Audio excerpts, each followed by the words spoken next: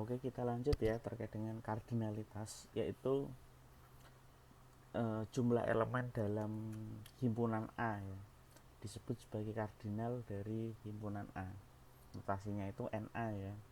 Jadi misalkan saya contohkan A itu sama dengan X, sedemikian sehingga X itu merupakan bilangan prima yang lebih kecil dari 19. Maka kalau kita itu berbicara bilangan prima, itu adalah bilangan yang tak dapat dibagi oleh bilangan lain selain satu dan bilangan itu sendiri. Itu berarti bilangan prima ya. Berarti di sini A itu berarti 2, 3, 5, 7, 11, 13, 17 ya. 1, 2, 3, 4, 5, 6, 7 ya. Na atau jumlah dari anggota dalam himpunan A itu ada 7. Sekarang misalkan B, ini ada suatu himpunan Kucing, B, Lukman, 9, Palu, maka NB sama dengan 1, 2, 3, 4, 5. Berarti jumlahnya ada 5. Kemudian kita berbicara mengenai himpunan semesta, teman-teman. Himpunan semesta itu merupakan himpunan yang memuat semua anggota ataupun objek himpunan yang dibicarakan. Jadi himpunan semesta kalau dalam konsep dari teori peluang itu adalah ruang sampel ya. Dalam hal ini kalau dalam himpunan semesta kan dinotasikan atau disimbolkan dengan S atau U ya. Tetapi kalau di konsep ruang sampel itu dinotasikan ke dalam notasi C cantik namanya. Itu kan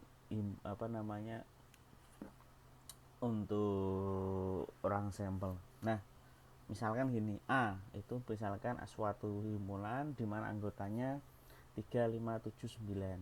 Nah, maka kita bisa menuliskan himpunan semesta yang mungkin adalah S, misalkan bilangan ganjil, bisa saja. Atau S adalah bilangan asli, bisa. Bilangan asli kan bilangan yang dimulai dari 1, 2 ke kanan sampai tak hingga ya. Kemudian S itu bilangan cacah, bisa. Atau S itu bilangan real, bisa. Tetapi kita tidak bisa mengemukakan bahwa S itu adalah bilangan prima, karena di situ kan ada 3, 5, 7, oke prima. 9 dia kan bilangan yang dapat dibagi 3, berarti dia bukan prima. Kemudian misalkan B ya, ini yang kaitan dengan biologi mungkin. Itu misalkan B kucing, kuda, singa, hyena misalkan. Kita dapat menuliskan himpunan semestanya itu adalah S, yaitu hewan berkaki 4. Ya bisa saja ya, atau S itu adalah hewan mamalia. Nah, itulah himpunan semesta. Jadi himpunan semesta itu adalah himpunan yang memuat semua anggota ya yang kita bicarakan. Jadi dia itu sifatnya universal, lebih besar lah dari nanti anggota himpunannya. Kemudian ada lagi, setelah ada himpunan semesta, kita berbicara himpunan kosong. Nah, himpunan yang tidak memiliki anggota yaitu himpunan kosong, disimbolkan dengan itu himpunan kosong atau kurung kurawal, itu tidak ada anggotanya. Contoh ini dalam matematika ya, nanti coba teman-teman cari himpunan kosong dalam biologi misalkan apa toh ya, yang lebih spesifik lah, jangan yang gampang. Contoh misalkan A adalah himpunan bilangan ganjil yang habis dibagi 2, nggak ada itu himpunan bilangan ganjil yang habis dibagi 2, itu nggak ada. 1, 3, 5, 7 dia nggak akan habis, dia pasti akan bersisa, memiliki sisa. Nah, itu adalah contoh dari himpunan kosong. Misalkan apa, himpunan hewan berkaki 3, ada enggak? Saya rasa enggak ada ya, atau mungkin teman-teman sudah menemukan, karena saya enggak konsen di situ ya. Jadi ada enggak sih himpunan hewan berkaki 3? Nah, kalau himpunan hewan berkaki 4 itu kan ada banyak ya. Sementara untuk himpunan hewan berkaki 4 yang bertelur ada enggak? Ternyata ada ya, buaya, cicak itu kan bertelur toh, kadal itu bertelur. Nah, kemudian kita berbicara lagi terkait dengan subset atau himpunan bagian. Nah, di sini adalah gini teman-teman. Jadi himpunan A itu merupakan subset atau himpunan bagian dari himpunan B jika setiap anggota A juga merupakan anggota B. Nah, dinotasikan adalah A itu merupakan bagian dari B. Artinya di sini adalah setiap anggota A itu merupakan bagian dari beberapa ya di sini ya, maksudnya ya. Dalam anggota B itu merupakan subset atau B itu merupakan superset dari A. Superset itu merupakan hal yang lebih besar ya, berarti B itu merupakan, kalau ini kan dia kan A itu merupakan subset.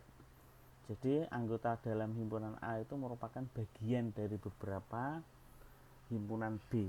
Nah, contohnya gini teman-teman.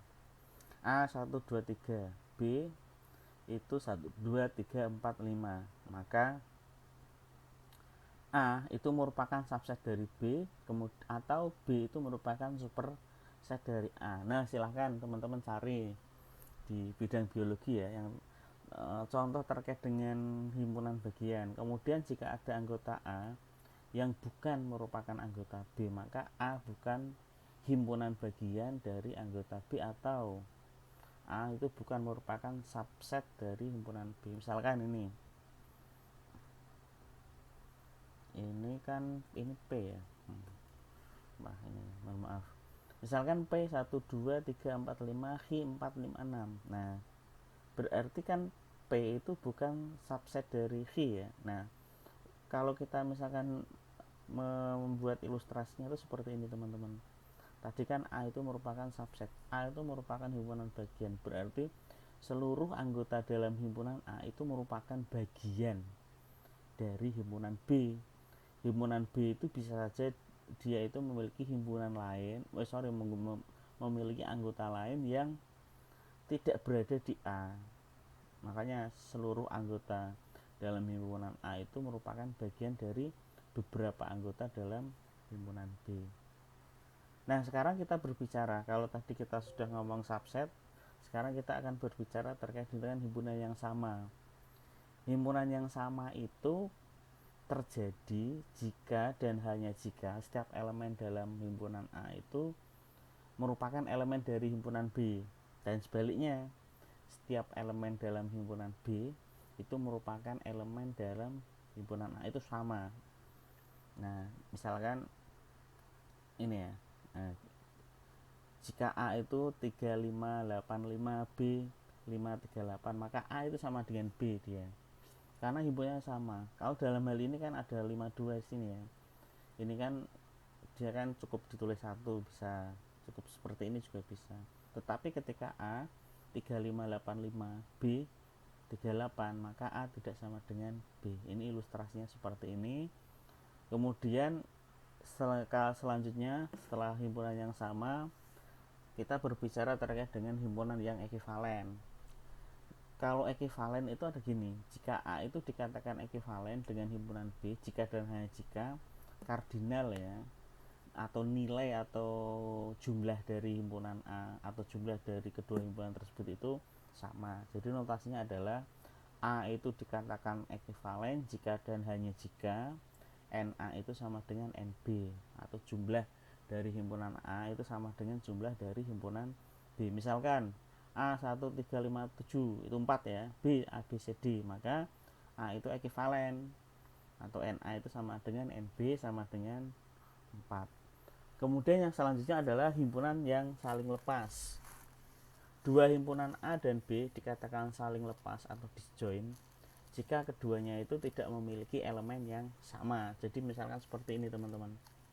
Nah, misalkan ini kan ada A itu merupakan suatu himpunan X sedemikian sehingga X itu merupakan elemen dari P ya. X itu misalkan kurang dari 8. Nah, sementara ada B B itu 10, 20, 30, berarti ini dia kelipatan 10 ya, itu sampai tak hingga. Maka bisa kita katakan bahwa A itu disjoin dengan B, bahwa dia itu tidak memiliki irisan. Itulah himpunan yang saling lepas, teman-teman. Jadi mungkin nanti coba teman-teman carilah beberapa himpunan terkait dengan matematika, terkait dengan biologi ya. Nanti silahkan dicari himpunan semesta misalkan, himpunan kosong, nah itu apa contoh-contohnya ya. Kemudian ada himpunan bagian, saudara silakan berikan beberapa contoh. Kemudian ada himpunan yang sama, kemudian ada himpunan yang ekivalen, kemudian ada himpunan yang saling lepas. Silahkan dicari contoh-contoh terkait dengan biologi. Tadi sudah saya misalkan beberapa, itu untuk tugas teman-teman ya mungkin ya.